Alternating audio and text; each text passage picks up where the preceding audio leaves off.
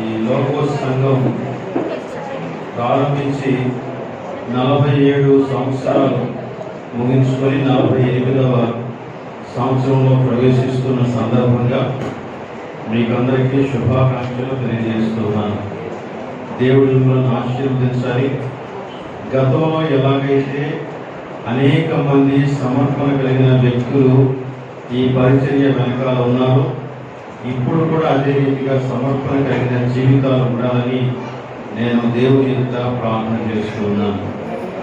మరి ఈ సందర్భంగా ఈ కూడికలను ఏర్పాటు చేసి మరి నాకు ఈ విధమైనటువంటి ఆధిక్యత కలుగు చేసినటువంటి దేవునికి స్తోత్రం చెల్లిస్తూ మరి ఆహ్వానించినటువంటి సంఘ కాపురి గారు సుందర్ సింగ్ గారికి అలాగే తదితరులందరికీ నా హృదయపూర్వకమైన వందనాలు తెలియజేస్తూ ఉన్నాను. ఇప్పటికే సమయం చాలా అయింది. మరి ఆల్మోస్ట్ ముగించాల్సినటువంటి సమయానికి మనం వచ్చేస్తూ ఉన్నాం. అంటే 20 నిమిషాలు తక్కువ 9 గంటలకు మనం ముగించుకుంటాం. ప్రతిరోజు నిన్న అలాగనే ముగించాం. మరి ఈరోజు ఎన్ని గంటలకు ముగించుకుంటాం?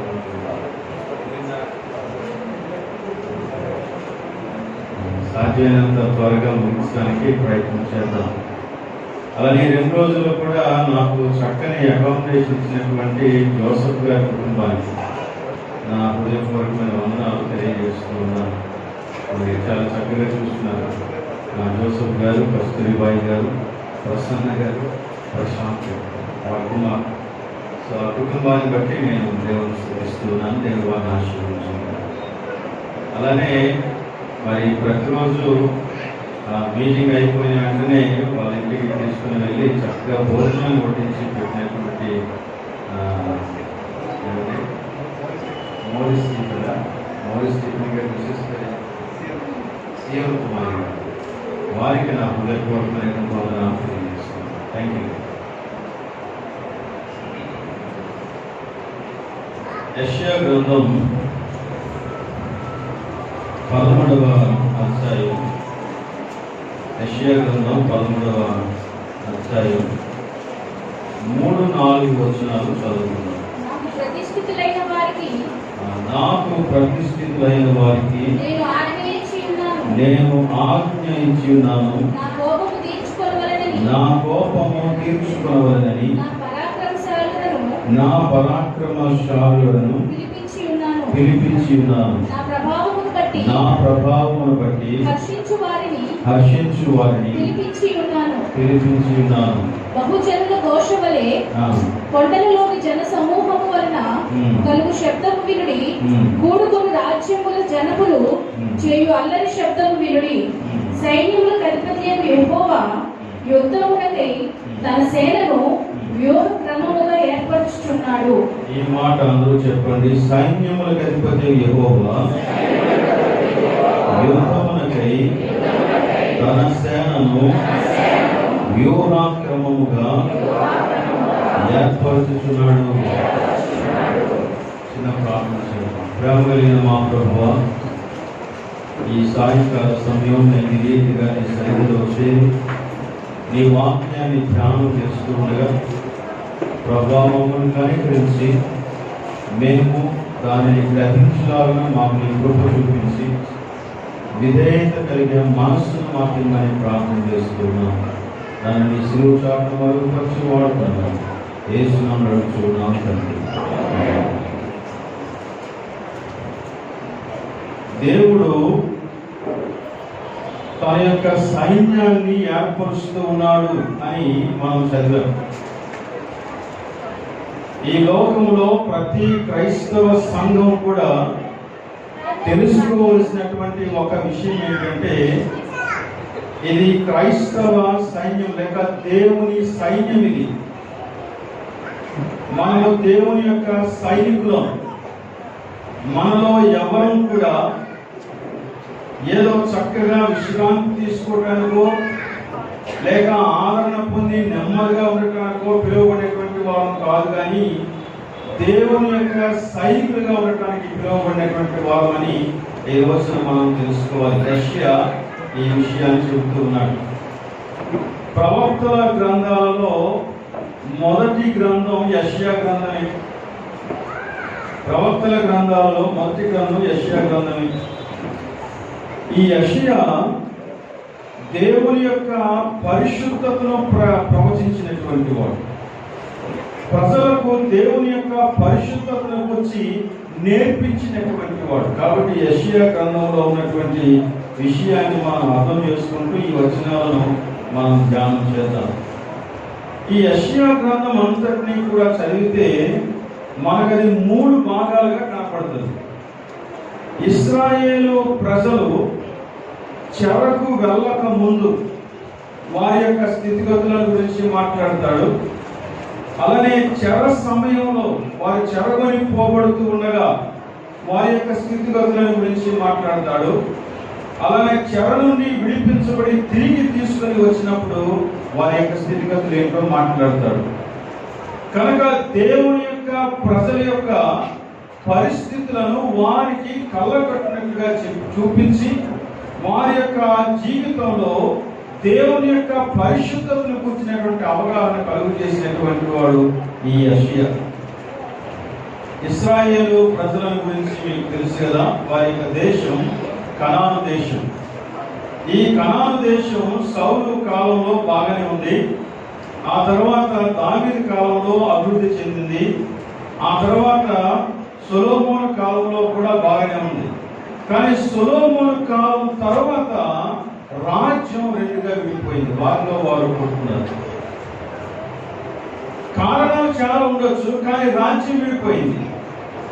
ఉత్తర భాగంలో ఉండేటువంటి రాజ్యాన్ని ఇశ్రాయేలు రాజ్యము అని అన్నారు. దక్షిణ భాగంలో ఉండేటువంటి రాజ్యాన్ని యూదా రాజ్యము అన్నారు. ఇశ్రాయేలు రాజ్యం వారు మొదటి నుండి దేవునికి వ్యతిరేకంగా బ్రతికినటువంటి వారు. యూదా రాజ్యం చివరి వరకు కూడా దేవునితో నిలిచారు, కానీ ఆఖరి క్షణంలో వారు కూడా తప్పిపోయేటువంటి వారు. అందుకే ఇశ్రాయేలు అనేటువంటి పేరు పోయి తర్వాత వారికి యూదు అనేటువంటి పేరు స్థిరమైపోయింది.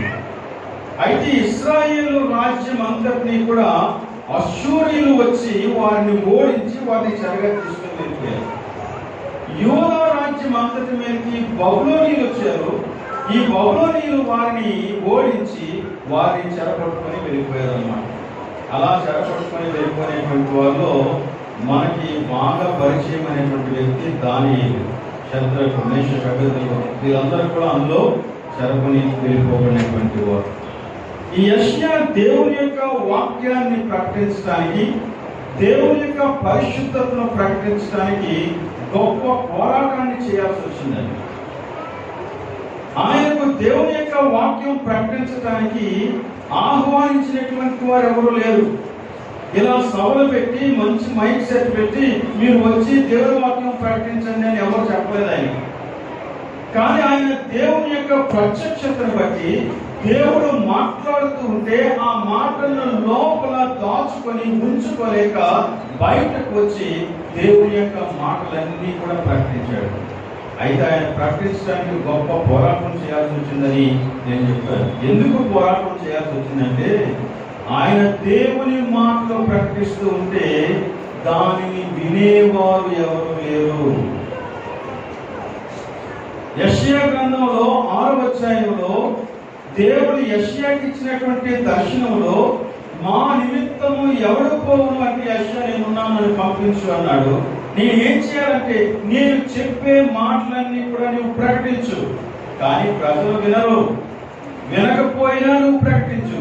ఎంతవరకు ప్రకటించాలి ప్రభు అంటే దేశమంతా వీడైపోయే వరకు ప్రకటించు. ఒక్కడు కూడా లేకపోయినా పర్వాలేదు, నువ్వు ప్రకటించు. ప్రజలు ఉన్నంత వరకు ప్రకటించు. వారు వినినా వినకపోయినా ప్రకటించాలి.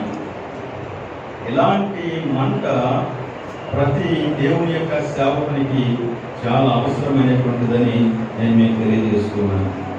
అయితే వారికి ఒక సమస్య ఉంది ఇశ్రాయేలు. దానికి ఒక పరిష్కారాన్ని కూడా ప్రజలు ఎంచుకున్నారు.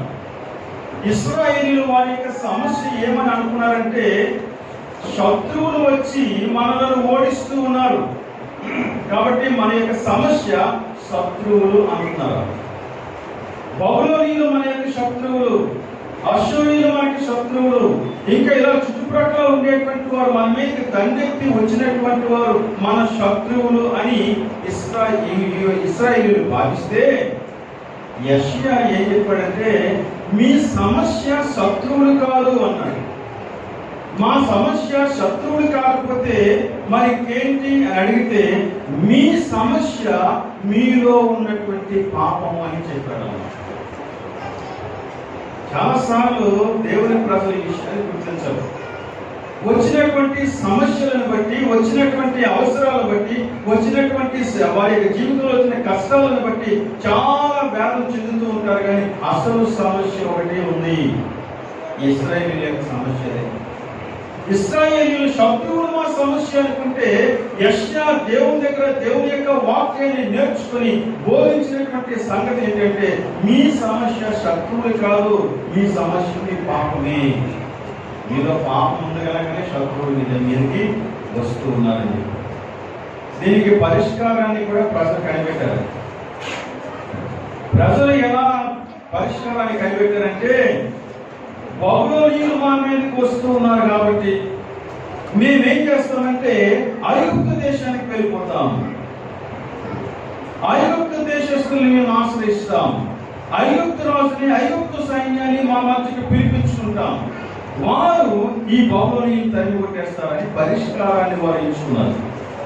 కానీ యెషయా ఏమన్నాడంటే, మీరు ఎంచుకోవాల్సినటువంటి పరిష్కారం అది కాదు, మీకు దేవుని యొక్క పరిష్కారం ఏంటంటే మీరు తిరిగి దేవుని దగ్గరకు రండి. ఈ రెండు విషయాలు కూడా మన జీవితాలకు ఎంతైనా అవసరమైనది.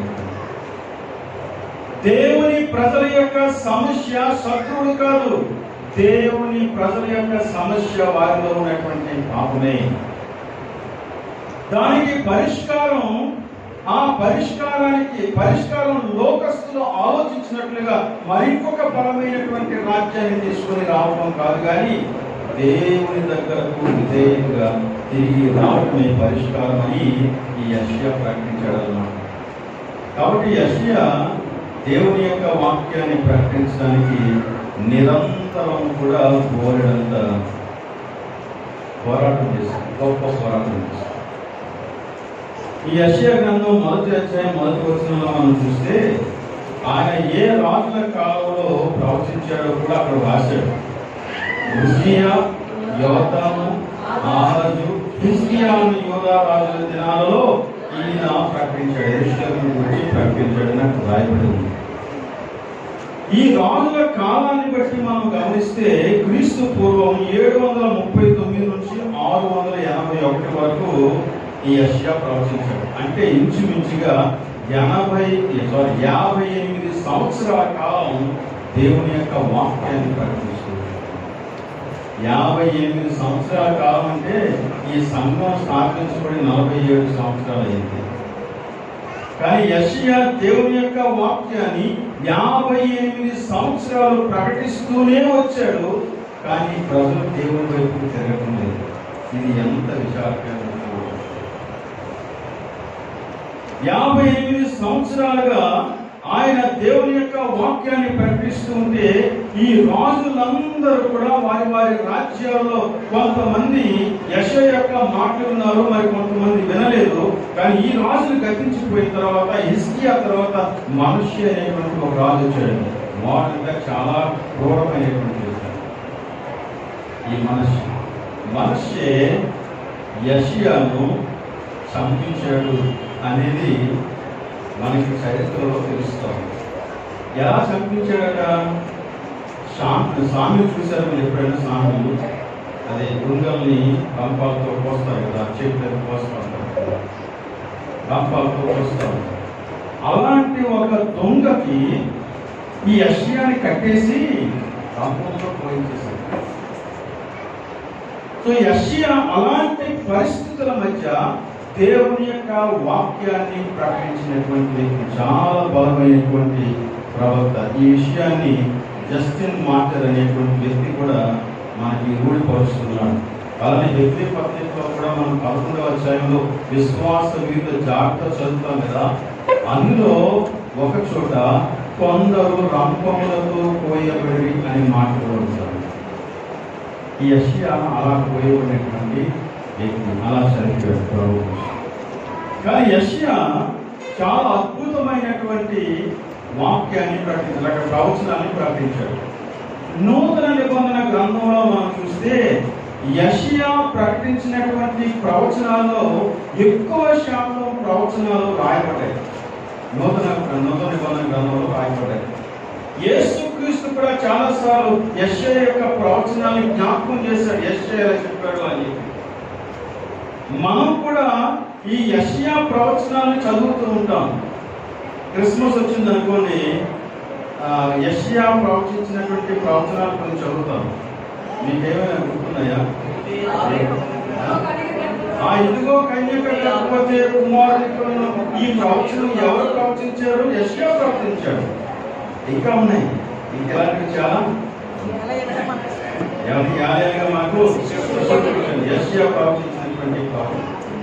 అలానే గుడ్ ఫ్రైడే వచ్చింది అనుకోండి, ఒక అధ్యాయం మొత్తం చదువుతాం. యెషయా 53. సో యెషయా యొక్క ప్రవచనాలన్నీ కూడా భవిష్యత్ దర్శనంతో దేవుడు అనుగ్రహించినటువంటి ప్రవచనాలు అన్నమాట. అంటే పాత నిబంధన కాలంలో వారికి మాత్రమే చెందినటువంటి ప్రవచనాలు కాదు, కానీ ఇప్పుడు నూతన నిబంధన కాలంలో ఉన్నటువంటి మనకి కూడా చెందినటువంటి ప్రవచనాలుగా మనం వీటిని గుర్తించాలని నేను కోరుతున్నాను. ఇలా కనుక మనం గుర్తిస్తే ఖచ్చితంగా యెషయా ప్రవక్త ఏం ప్రవచిస్తూ ఉన్నాడో, ఎందుకు ప్రవచిస్తూ ఉన్నాడో, ఎలా ప్రవచిస్తూ ఉన్నాడో ఈ విషయాలు ధ్యానం చేయడం మనకి అవసరమని నేను తెలియజేస్తున్నాను. ఇందాక మనం చదివినటువంటి వాక్య భాగాన్ని ఒకసారి చూద్దాం. అక్కడ మనం ఏం చెప్తున్నాం? సైన్యములకు అధిపతి యెహోవా యుద్ధమునకై తన సేనను వ్యూహాక్రమముగా ఏర్పరుచు ఉన్నాడు. ఇక్కడ యెషయా బబులోను మీద రాబోయేటువంటి తీర్పు గురించి ప్రవచిస్తూ ఉన్నాడు. 11వ అధ్యాయం 1వ వచనంలో మనం చూస్తే, ఆమోజు కుమారుడైన యెషయాకు బబులోను గురించి ప్రత్యక్షమైన దేవోక్తి. దేవుడు బబులోనును ఎలా నాశనం చేయాలని కోరుకుంటున్నాడో అది తెలియజేసేటువంటి వచనాలన్నీ కూడా ఈ అధ్యాయాలలో రాయబడి ఉన్నాయన్నమాట. సో ఈ బబులోను గురించి మాట్లాడుతూ ఉంటే యూదులకు అది చాలా ఊరటనిచ్చేటువంటి విషయం, అది ఇమీడియట్ కాంటెక్స్ట్. కానీ మనకి కూడా ఈ బబులోను కూర్చున్నటువంటి ప్రవచనం చెందుతుంది. ఎందుకంటే భవిష్యత్తులో దేవుడు బబులోనికి తీర్పు తీర్చబోతున్నాడని ప్రకటన గ్రంథంలో రాయబడింది. ప్రకటన గ్రంథంలో మీరు 17వ అధ్యాయం, 18వ అధ్యాయం, 19వ అధ్యాయం, ఈ 3 అధ్యాయాలు కనుక మీరు చదివితే ఈ 3 అధ్యాయాలలో బబులోను మీదకి రాబోయేటువంటి తీర్పు గురించి మాట్లాడతాడు. ఆ మహాపట్టణము అని మాట్లాడతాడు. ఆ మహాపట్టణము ఒక భయంకరమైన వేశ్య అని మాట్లాడతాడు. ఆ వేశ్యకు దేవుడు తీర్పు తీరుస్తాడని మాట్లాడతాడు. ఈ విషయాలు చెప్పి 19వ అధ్యాయం స్టార్టింగ్ లో సంఘాన్ని గురించి మాట్లాడతాడు. దేవుని యొక్క భార్య గురించి మాట్లాడతాడు, అనగా సంఘం గురించి మాట్లాడతాడు.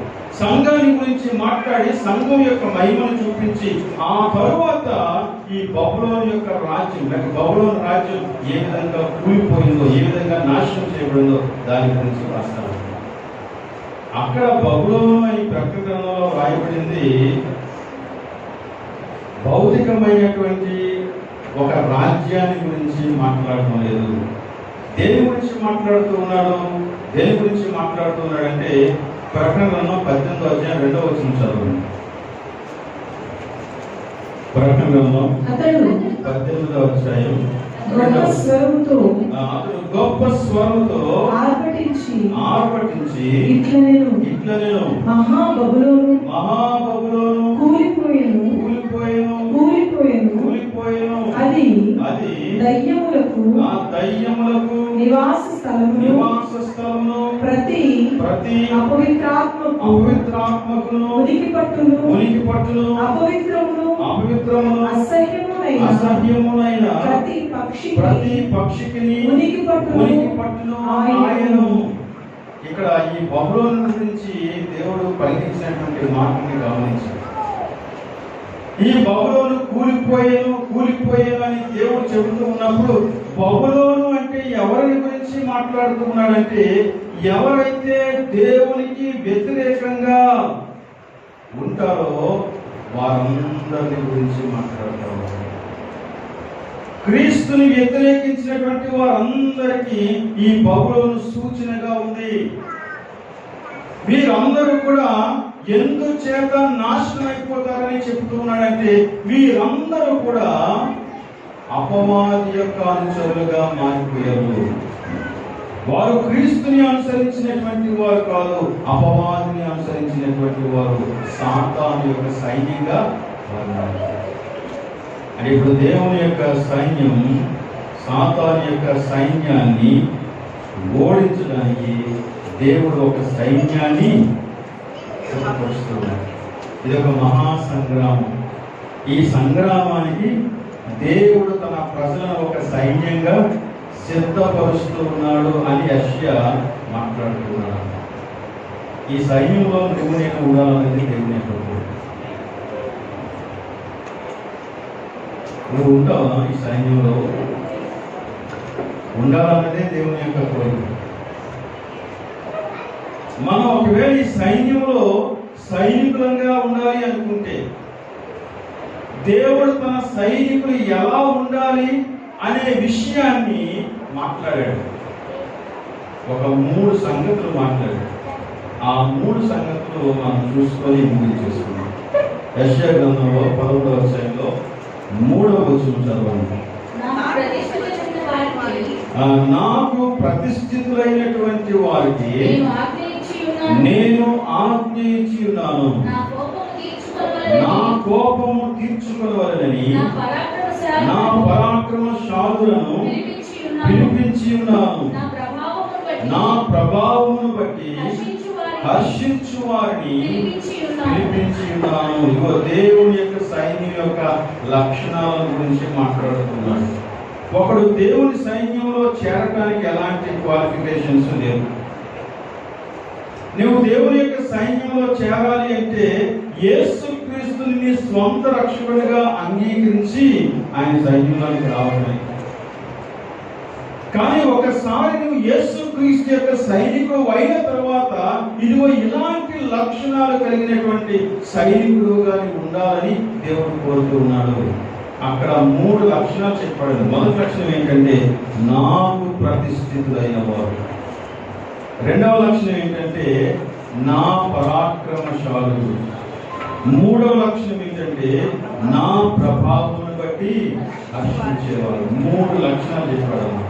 ఈ 3 లక్షణాలు మనం కలిగి ఉండవలసినటువంటి అవసరం ఉంది. నువ్వు దేవుని యొక్క సైన్యంలో ఉండాలి. బై మనం తెలుసుకోవాల్సిన ఒక విషయం ఏంటంటే మనం పోరాడేది మనుషులతో కాదు, శరీరులతో కాదు. అంధకార సంబంధమైన దురాత్మల సమూహంతో మనం పోరాడుతున్నాం. కాబట్టి ఈ విషయాన్ని గుర్తుపెట్టుకొని ఈ సైన్యాన్ని గురించి ఆలోచించాలి. దేవుని యొక్క సైన్యానికి ఉండవలసినటువంటి మొదటి లక్షణం వారు నాకు ప్రతిష్ఠులు. ప్రతిష్ఠులు అంటే అర్థం ఏంటంటే దేవుని కొరకు ప్రత్యేకించబడినటువంటి వారు. అనగా వారి యొక్క జీవితాలను వారు దేవుని కొరకే జీవించేటువంటి వారు.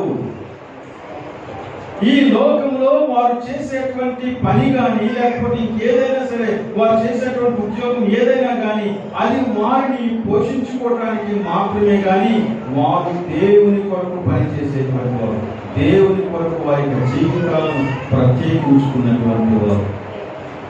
అసలు వీరు ఎలా ఉంటారు? వీళ్ళు ఎలా ఉంటారు అంటే దావీదు గురించి ఒక మంచి మాట చెప్పాడు. అబీగయీలు ఈ మాట చెప్తుంది. సమూయేలు మొదటి గ్రంథంలో 25వ అధ్యాయంలో 28వ వచనం. సమూయేలు మొదటి గ్రంథం 25:28. నీ దాసురాలైన నా తప్పు క్షమించుము. ఇప్పుడు చూడండి, అబీగయీలు దావీదుతో మాట్లాడుతున్న మాట. నా ఏలిన వాడవకు నీకు ఏ యుద్ధాలు? యెహోవా యుద్ధములను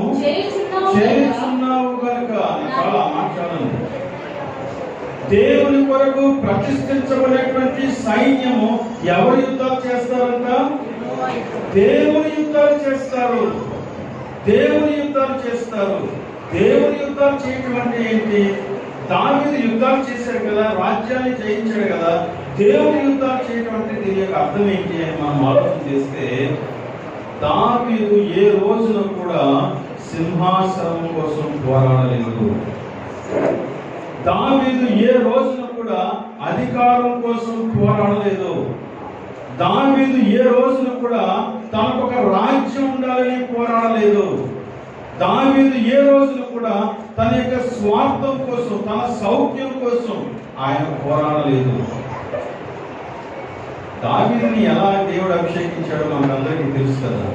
ఎక్కడో గొర్రెల కాసుకొని ఉంటే పిలిపించి మరి ప్రవక్తని పంపించి, సమూయేలుని పంపించి అభిషేకించాడు. ఆ అభిషేకం దావీదుకి తెలుసు. దేవుడు నన్ను అభిషేకించాడు అన్న విషయం తెలుసు. ఆ తర్వాత ఈ దావీదు సౌలు దగ్గరికి తీసుకొని పోబడ్డాడు. అంతఃపురంలో ఉన్నాడు. సౌలు ఎదుట ఆయన పనిచేస్తూ ఉన్నాడు. ఈ దావీదు గొలియాతుని చెప్పినప్పుడు కూడా పౌరుషం కలిగి తన పేరు కోసం చెప్పలేదు. ఏమన్నాడంటే, జీవము కలిగినటువంటి దేవుణ్ణి దూషించే వీడెవడో, తిరస్కరించే వీడెవడో అని దేవుని పక్షంగా పౌరుషం కలిగినటువంటి వాడే గొలియాతు మీదకి వెళ్ళాడు. దావీదు సౌలు ఎదుట సేవ చేస్తూ ఉన్నప్పుడు చాలాసార్లు సౌలు దావీదుని చంపాలనుకున్నాడు.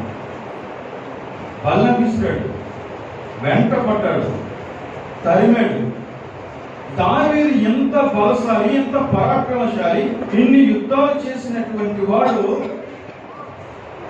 ఏం చేస్తాడంటే, సౌలుని ఎదుర్కోలేక పారిపోతున్నట్టు, పిరిగివాడు పారిపోతున్నాడు, దాక్కుంటున్నాడు.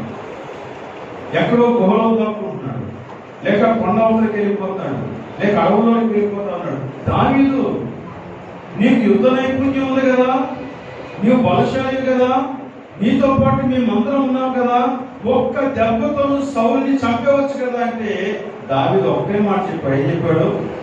దేవుడు అభిషేకించినటువంటి వారిని నేను అంటే దావీదు ఎప్పుడు కూడా స్వార్థంతో పనిచేయలేదు. దేవుని యొక్క సమయం కోసం చూశాడు.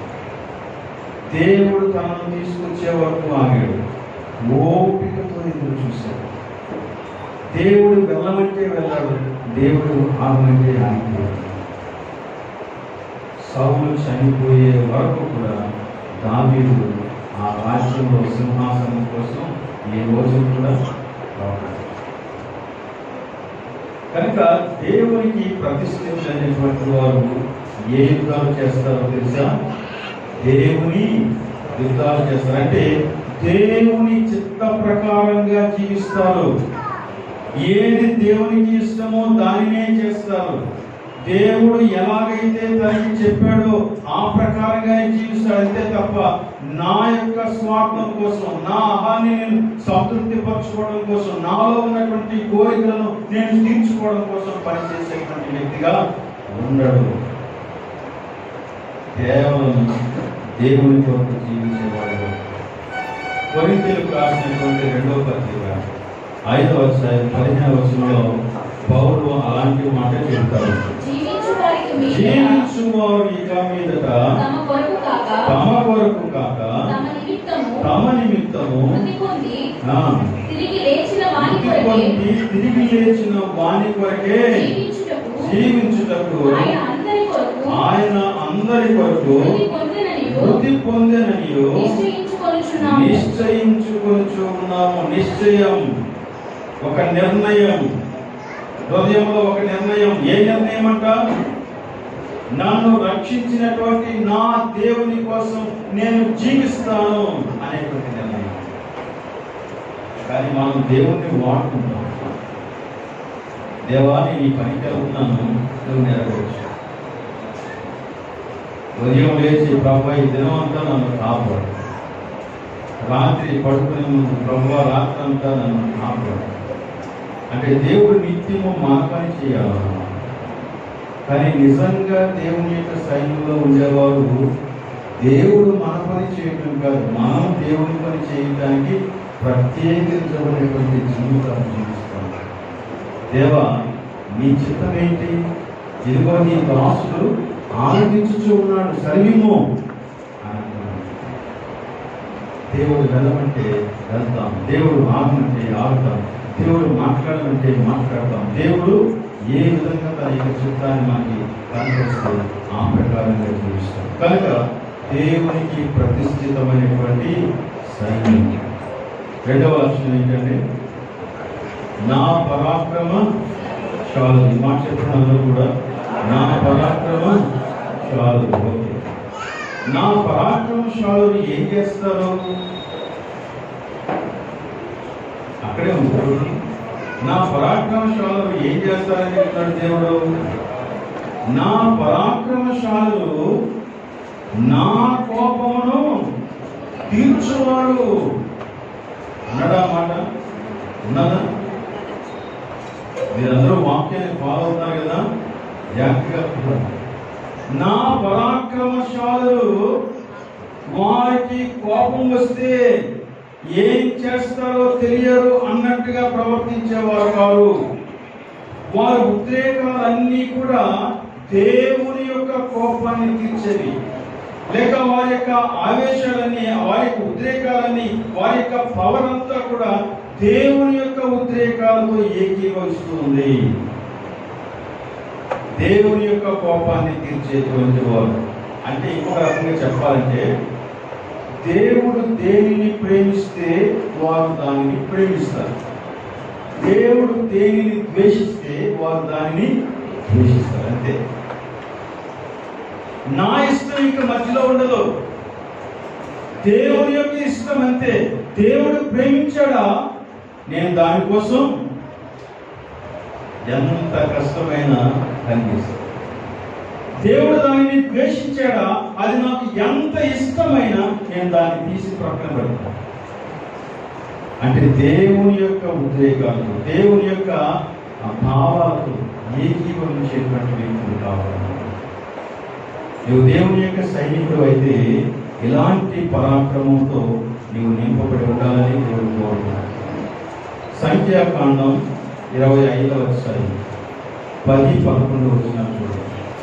సంఖ్యాకాండం 25వ అధ్యాయం 10-11 వచనాలు.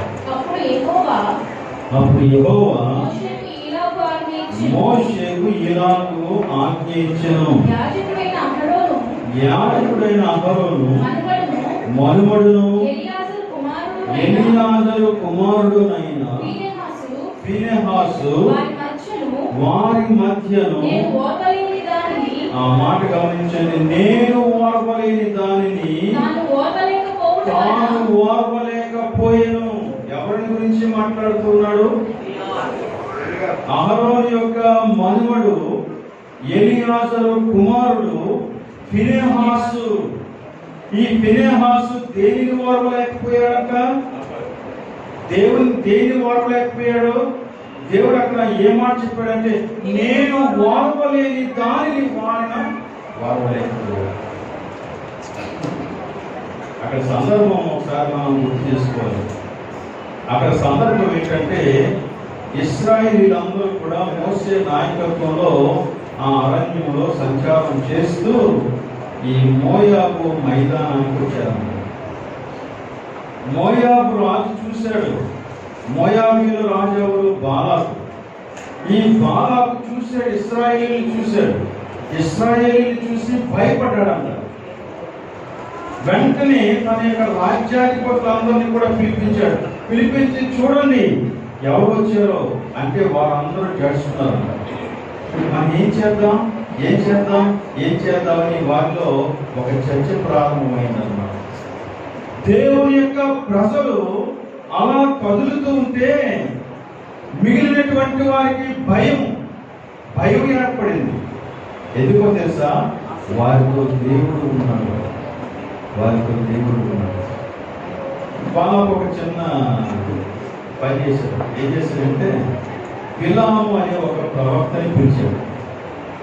బిలాము అనే ప్రవక్తని పిలిచి, బిలాము నువ్వు ఏం మాట్లాడితే జరుగుతుంది కదా, నువ్వు శపిస్తే శపించబడుతుంది, నువ్వు ఆశీర్వదిస్తే ఆశీర్వదించబడుతుంది. కాబట్టి నువ్వు ఏం చేయాలంటే ఈ ఇశ్రాయేలు ప్రజలందరినీ, అనగా దేవుని ప్రజలందరినీ శపించేస్తే నేను వారిని జయించేస్తానని బాలాకు యొక్క ఉద్దేశం.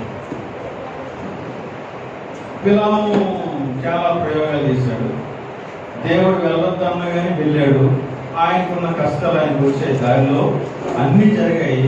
బిలాము వచ్చిన తర్వాత ఆయన శపించలేకపోయాడు, దీవించాడు. ఎందుచేత? దేవుడు బిలాముని ఉపయోగించాడు. నా ప్రజలకు వ్యతిరేకంగా నువ్వు శపిస్తావా? మనం ఒకే గుర్తుపెట్టుకోవాలి, ఎవరో శపిస్తే మనం శపించడం, ఎవరో దీవిస్తే మనం దీవించబడం, దేవుడు దీవిస్తేనే. కాబట్టి దేనికి భయపడాల్సినటువంటి పని లేదు. ఎవరో ఏదో చేస్తారని, ఎవరో ఏదో పెడతారని మనం ఆలోచించాల్సిన పని లేదన్నమాట. ఆ బిలాము శపించలేకపోయాడు, పైగా దీవించాడు. 3 సార్లు బాలాకు బిలాముతో మాట్లాడితే 3 సార్లు కూడా దీవించాడే తప్ప శపించలేకపోయాడు. అదే ఇప్పుడు బాలాకు ఇంకా ఆలోచన చేశాడు, ఏం చేయాలంటే ఇప్పుడు ఈ ప్రజల్ని తప్పుత్రోవ పట్టించాలి. ఇశ్రాయేలు ప్రజల్ని తప్పుత్రోవ పట్టించాలి. వారు పాపం చేస్తే దేవుడు వారిని అసహించుకుంటాడు, అది వారి ఉద్దేశం. వారు పాపం చేయకుండా పరిశుద్ధులుగా ఉన్నంతకాలం దేవుని యొక్క సన్నిధి వారితో ఉంటది. కానీ వారు కనుక పాపం చేస్తే దేవుడు వారిని విడిచిపెట్టేస్తారు కనుక మనం జయించవచ్చు అంటున్నాడు. ఈ మాచిక వర్కౌట్ అయింది, ఈ ప్లాన్ వర్కౌట్ అయింది. ఏం చేశాడంటే మిద్యాను స్త్రీలను పంపించాడు అన్నమాట, వారి దగ్గర శోధించడానికి, వ్యభిచారం చేయించడానికి. ఇశ్రాయేలీలు ఆ పాపంలో పడిపోయారు.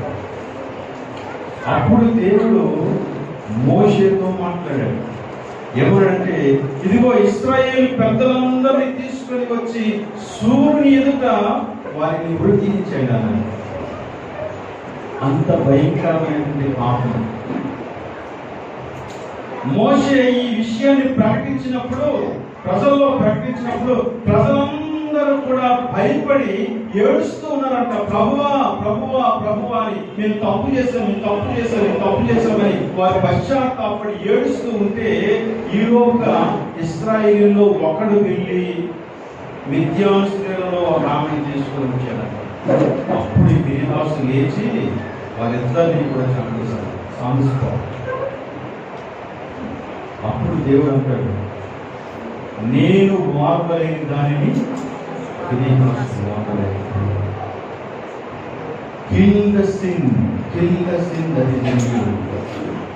మనలో ఉన్నటువంటి పాపాన్ని మనం చంపివేయాలంటే దాన్ని పోషించకూడదు.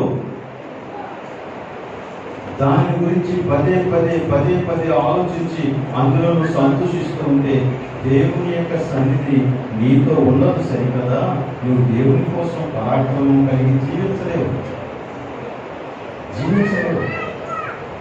చూడండి, కొరింథీయులకు రాసినటువంటి మొదటి పత్రిక 5వ అధ్యాయం.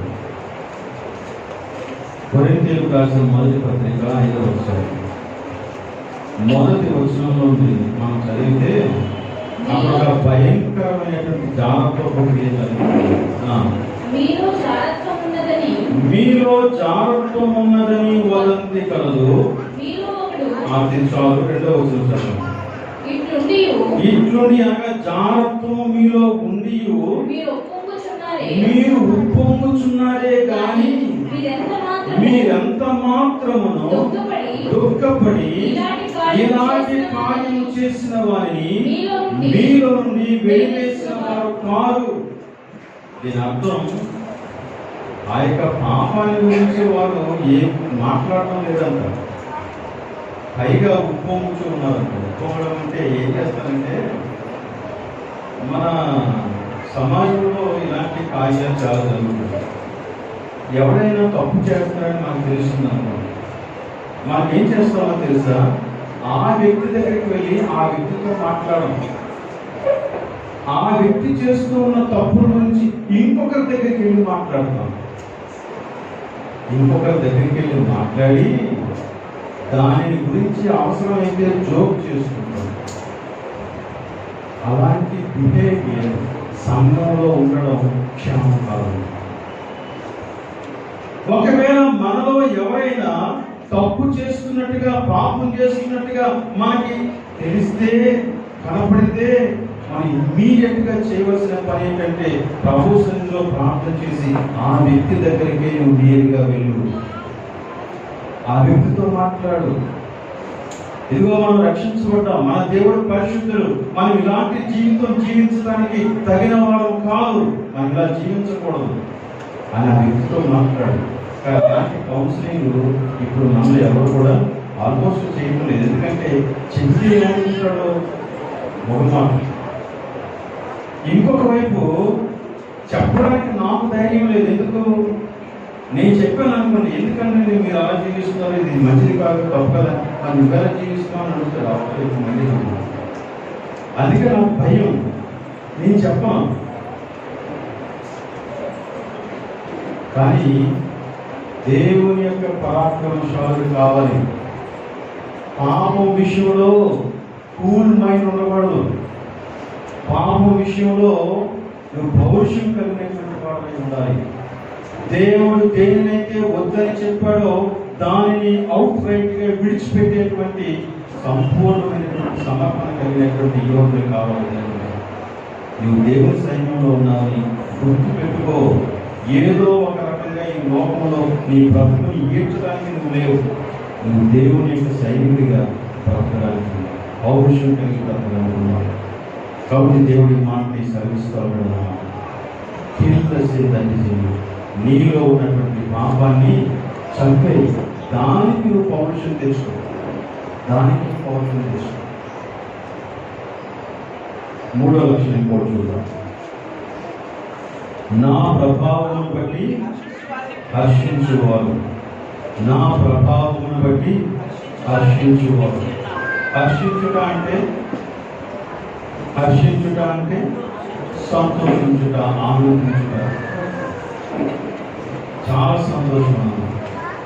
దేనిని బట్టి సంతోషిస్తాం?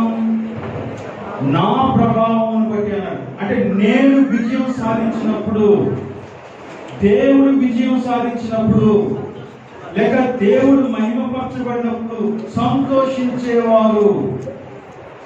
అర్థమవుతున్నారు ఈ మాట? దేవుడు విజయాన్ని సాధించినప్పుడు, దేవుడు మహిమపరచబడుతూ ఉన్నప్పుడు నా హృదయంలో చెప్పలేని ఆనందం కలగాలి. దేవుని యొక్క నామాన్ని ఎత్తి పట్టుకోవడంలో నేను దేవుని సంతోషించాలి. ఈ విషయాల గురించి మనం ఇంకొంచెం క్లియర్గా అర్థం చేసుకోవాలనుకుంటే యోహాన్, బాప్టిస్ట్ నుంచి యోహాన్ చెప్పిన మాటలు ఒకసారి మనం చూడాలి.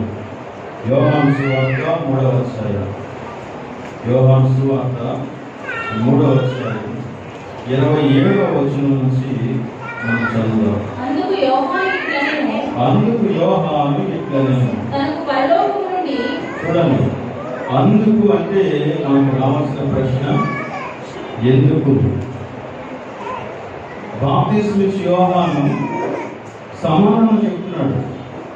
అంటే బాప్టిస్ట్ నుంచి యోహాను యొక్క శిష్యులు కొంతమంది బాప్టిస్ట్ నుంచి యోహాను దగ్గరికి వచ్చి ఒక కంప్లైంట్ చేశారు. ఏంటి ఆ కంప్లైంట్ అంటే, నువ్వు ఎవరికైతే బాప్టిస్మం ఇచ్చావో ఆ యేసు ఏం చేస్తా ఉన్నాడు?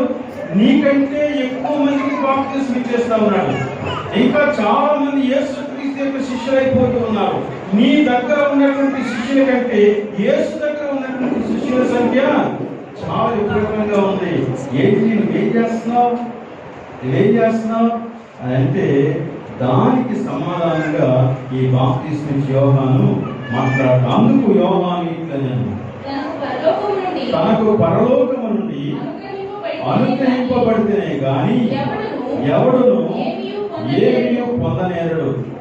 నేను క్రీస్తును కాననియు ఆయన కంటే ముందుగా పంపబడిన వాడిని చెప్పినట్లు మీరే నాకు సాక్షులు. అసలు నేను కాదు మహిమపరచబడవలసినటువంటి వ్యక్తిని, క్రీస్తు. ఎందుకంటే నేను క్రీస్తుని కాదు, క్రీస్తు మహిమపరచబడాలి అని ఒక మంచి కంపారిజన్ చెప్పాడండి 29వ వచనంలో. పెండ్లి కుమార్తె గలవాడు పెండ్లి కుమార్తె గలవాడు పెండ్లి కుమారుడు అయితే నిలువబడి పెండ్లి కుమారుని స్వరము వినే స్నేహితుడు ఆ పెండ్లి కుమారుని స్వరము విని మిక్కిలి సంతోషించును. ఈ నా సంతోషము పరిపూర్ణమై ఉన్నది. ఇక్కడ ఈ కంపారిజన్ మీకు అర్థమవుతుందా? పెండ్లి కుమారుడు పెండ్లి కుమారుడి యొక్క స్నేహితుడు. మనం తోటి పెళ్లి కొడుకు అంటాం. మనకి కల్చర్లో పెళ్లి కొడుకు పక్కన ఇంకొక వ్యక్తిని కూర్చుంటాడు. ఇప్పుడంటే ఎలా పడితే అలాగే తయారైపోతున్నారు, కానీ ఇంచుమించుగా గతంలో అయితే పెళ్లి కొడుకు ఎలాగైతే తయారయ్యేవాడో తోటి పెళ్లి కొడుకు కూడా అలాగనే తయారు చేస్తారు. కొన్నిసార్లు మనకి ఎవరు పెళ్లి కొడుకు అర్థం కాదు, అంత చక్కగా తయారవుతారు. కానీ వాడు తోటి పెళ్లి కొడుకు పెళ్లి కుమారుని యొక్క స్నేహితుడు. ఎవరు పెళ్లి కొడుకు? పెళ్లి కుమార్తె గలవాడు పెళ్లి కుమారుడు. పెళ్లి కుమార్తె గలవాడు ఎవరైతే ప్రక్కన పెళ్లి కుమార్తెను కలిగి ఉంటాడో వాడే పెళ్లి కుమారుడు. ఆ ప్రక్కన కూర్చున్న వ్యక్తి కానే కాదు. అయితే ఈ పెళ్లి కుమారుని యొక్క స్నేహితుడు అనగా ఈ తోటి పెళ్లి కొడుకు ఏం చేస్తాడో తెలుసా? తన స్నేహితుని యొక్క పెళ్లికి సంతోషంగా పాల్గొంటాడు. ఎంత సంతోషం అంటే ఈగ కూడా వాడకుండా చూసుకుంటాడు. అంతే కదా, తోటి పెళ్లి కొడుకు చేసే పని ఏంటి? చెమట పట్టకుండా గాలి చెప్తాడు, లేకపోతే ఏది అవసరం వస్తే ఆ పని వెంటనే చేస్తాడు. నీళ్ళు దాహం వేస్తుందంటే నీళ్ళు ఇస్తాడు. ఇక ఏం కావాలంటే చేస్తాడు. అంతే, అడుగులకు మడుగు పట్టాలన్నమాట. ఆ పనిని తోటి పెళ్లి కొడుకు చాలా సంతోషంగా చేస్తాడు.